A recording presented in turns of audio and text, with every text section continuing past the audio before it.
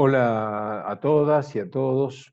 Quería compartir con ustedes una pequeña explicación acerca del Power que les envié respecto de la intervención con adolescentes infractores. Em, si ustedes me dan un tiempito, me parece que con esto este debe ser el Power y espero que ustedes lo estén viendo. Em, Nosotros normalmente nos formamos una idea cuando hablamos de adolescentes infractores, digo nosotros sin ningún recurso estilístico especial. Normalmente todos pensamos en chicos presos, en adolescentes que están encerrados, privados de libertad. Sin embargo, los dispositivos penales juveniles, es decir, las instituciones que trabajan con adolescentes en nuestro país, son de tres tipos. El acompañamiento y supervisión en territorio, que es una medida penal en territorio, los centros de régimen semicerrado o residencias socioeducativas, que los dos son dispositivos de restricción de libertad, y finalmente los centros de régimen cerrado, que son ahí sí eh, cárceles para menores, ¿verdad? Lugares donde los adolescentes están privados de libertad. La distribución en todo el territorio del país de los adolescentes en el sistema es más o menos como sigue. En centros cerrados hay 1094 chicos. Este es un corte realizado a mediados del año pasado. Pero bueno, los números vienen siendo más o menos los mismos desde hace ya varios años, bajan un poquito a medida que, que vamos avanzando. Así que en la actualidad deben ser más o menos estos números también. Así que un poco más de 1000 chicos encerrados, 190 en residencias socioeducativas, es decir, una medida de restricción de libertad, y luego hay casi 5000 en medidas penales en territorio. O sea que la representación más cabal que nosotros podemos tener de un adolescente infractor o de alguien, de un chico que ha vulnerado la ley penal, es alguien que no está encerrado en principio. Solamente está encerrado un pequeño porcentaje, menos del 20%. Esto es así porque la medida de privación de libertad debe ser aplicada como último recurso y por el menor tiempo posible, de acuerdo a lo que manda la Convención. Entonces, la intervención de los equipos técnicos, donde nos encontramos los psicólogos, deben ser intervenciones que colaboren en este objetivo, básicamente de reintegración social y de disminución de los efectos de prisionerización, es decir, de evitar la privación de libertad. La convención, acá eh, lo señala, transcribo el artículo 40 de la convención, indica los objetivos que debe tener el Estado respecto a los adolescentes infractores. El primero es asegurar que el adolescente sea tratado de manera acorde al fomento de su sentido de la dignidad y del valor. Esto es muy importante porque, vieron, la convención no nos exige un tratamiento de los adolescentes, sí exige trato, y ese trato debe ser acorde a su sentido de la dignidad y el valor. El valor se entiende de la persona humana. Fortalecer su respeto por los derechos humanos, tener en cuenta el momento evolutivo o el desarrollo en el que se encuentran. Claramente no es lo mismo un chico de 17 años que uno de 14 o uno de 8, es decir, debemos tener en cuenta su edad para regular nuestra intervención, y el objetivo que promueve la convención es promover su reintegración para que asuma una función constructiva en la sociedad.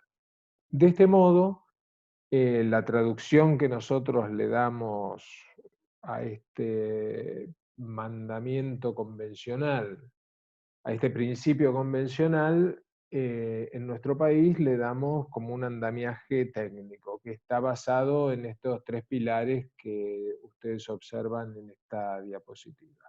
El proyecto de vida, que implica tener en cuenta lo que el adolescente, tener en cuenta la potencialidad de futuro del adolescente. Cuando nosotros trabajamos con un adolescente institucionalizado, en el sistema penal, pero también puede ser en el sistema de protección, es un adolescente, como suele pasar con las personas adultas también, pero con los adolescentes tiene unos efectos particularmente notables, es un adolescente sin futuro. Incluso es alguien que se resume en un rasgo, y ese rasgo es su violación a la ley penal.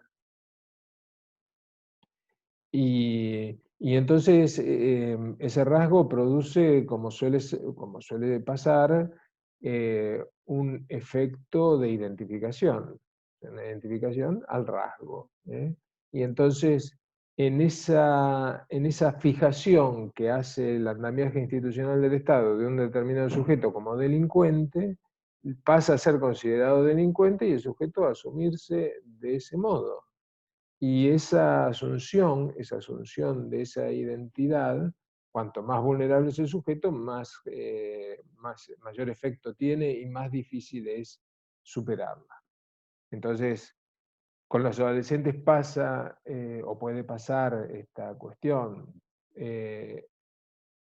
Entendidos como delincuentes, incluso delincuentes peligrosos, algunos de ellos pueden identificarse a eso y entonces ser entendidos a partir de su acto, de aquel acto que bien puede ser incluso un acto imaginario, pero captado por el sistema institucional, fija el rasgo a su identidad.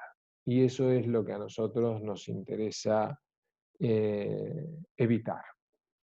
Nuestro trabajo como profesionales en el sistema penal juvenil debiera ser evitar eso. Entonces, para hacer esto necesitamos contar con proyectos institucionales, es decir, los lugares donde el chico transita deben elaborar maneras y estrategias para evitar la producción de estos efectos, porque desde luego esto no se produce espontáneamente. Lo que se produce espontáneamente es la identificación al rasgo. Sacarlos de esa situación es lo que debe ser planificado y ejecutado en tanto programa, ¿verdad? Así que para eso hace falta un proyecto institucional. Y no es indispensable solo el proyecto institucional, sino que ese proyecto institucional tenga un anclaje en la comunidad, es decir, una parte de la comunidad pueda comprender y receptar estas acciones e intercambiar con las instituciones. Por supuesto, esto es más sencillo cuando se trata de un dispositivo de acompañamiento y supervisión en territorio. Por esta razón, cuando nosotros evaluamos el trabajo con un chico judicializado, lo que hacemos es evaluar un plan de trabajo. Ese plan de trabajo expresa el proyecto de vida. Lo hemos armado con él, hemos fijado objetivos con él, hemos establecido qué cosas debemos hacer con él, y eso es lo que evaluamos, y eso es lo que informamos al juez. El juez debe tener en cuenta luego esos informes para la elaboración de la sentencia, porque ustedes recuerdan que un juez penal de menores, para elaborar su sentencia, debe tener en cuenta el periodo del tratamiento tutelar. Debe atender a la situación del sujeto, al hecho cometido, por supuesto, y a su tratamiento tutelar. De manera que esta cuestión tiene una importancia central en cuanto a la suerte de la causa para el chico, ¿verdad? Em, Así que Cuando nosotros trabajamos en el sistema penal, sobre todo trabajamos en dispositivos alternativos a la privación de libertad. Eh, y entonces es necesario pensar nuestras intervenciones en un medio abierto. Ahora, no es un medio únicamente de acompañamiento, sino es un trabajo también de supervisión en la medida en que de ese acompañamiento vamos a informar al juez. Y este elemento de supervisión, es decir, la información al juez, debe ser cuidadosamente entendida y regulada por parte del chico y por parte del operador profesional que trabaja con él. Los equipos en territorio deben tener la capacidad de eh, hacer que la medida en territorio sea sustituible por la medida de encierro, algo así, diríamos en términos coloquiales. Nuestro dispositivo es tan bueno, tiene una capacidad de alcanzar los objetivos que nos proponemos de un modo tan consecuente, que le podemos proponer al juez que en lugar de que el chico esté encerrado, trabaje con nosotros y acompañar ese proceso en nuestro dispositivo de acompañamiento y supervisión. Y de este modo, entonces, ofrecemos una alternativa al encierro que efectivamente se produce, porque uno de los riesgos que tienen las medidas alternativas es que ingresen al sistema penal personas que no hubieran ingresado nunca, si no existieran las medidas alternativas. Eso suele pasar a veces con medidas alternativas tales como la probation o similares. Es decir, sujetos que nunca hubieran ido presos por el delito que han cometido, sin embargo tienen una medida penal porque existe una medida alternativa que permite no meterlos presos.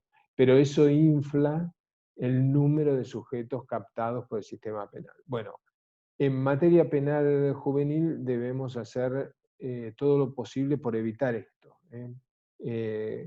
El sistema penal no es un buen lugar para trabajar con los adolescentes, tampoco el sistema penal especializado, y debemos hacer todo lo posible para que su problemática sea tratada fuera del sistema penal, sin medidas penales.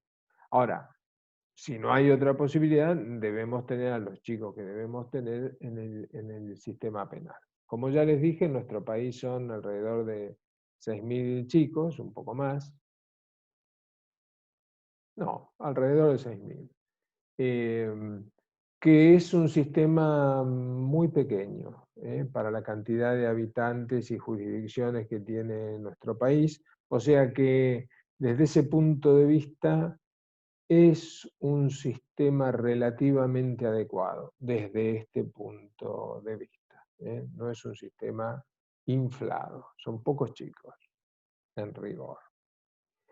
Bueno, y les dejo además los fundamentos del dispositivo de acompañamiento y supervisión, que están basados en una resolución ministerial, y para que, bueno, lo tengan en cuenta y los ayude a pensar la intervención y la evaluación del psicólogo en este contexto.